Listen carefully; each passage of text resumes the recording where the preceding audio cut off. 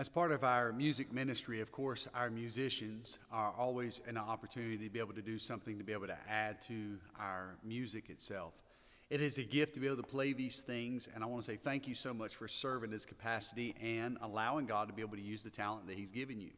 A couple things that always come into mind when we're thinking about musicians and music and different things. It's always a work in progress. We're always learning. However, there's certain things such as playing, about when to play, and so on. And here at the church, one thing I want you to be able to keep in mind again is typically our practice is never during the service.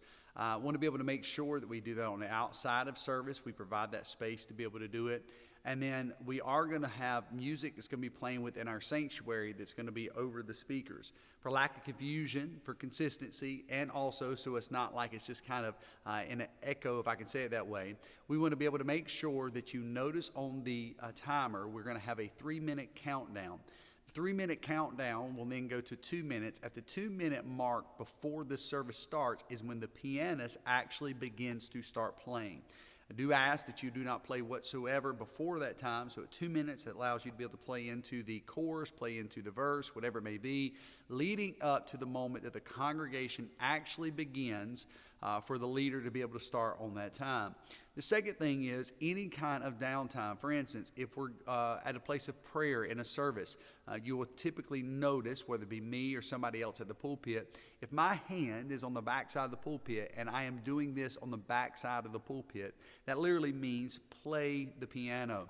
I don't like to have any kind of dull space. It's in the service. I like for it to keep moving, to be able to keep flowing. Always in battling, trying to be able to get us out on time without hindering the Spirit of God.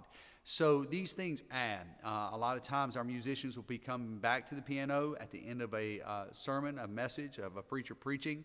But again, during prayer, also smooth transitions.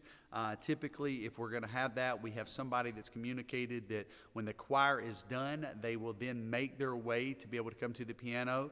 That way, as soon as the choir comes down, there is music that's going to be played. Now, we do have things that's going to be in the future that might allow us to be able to have some changes on this. However, that are the times to be able to play.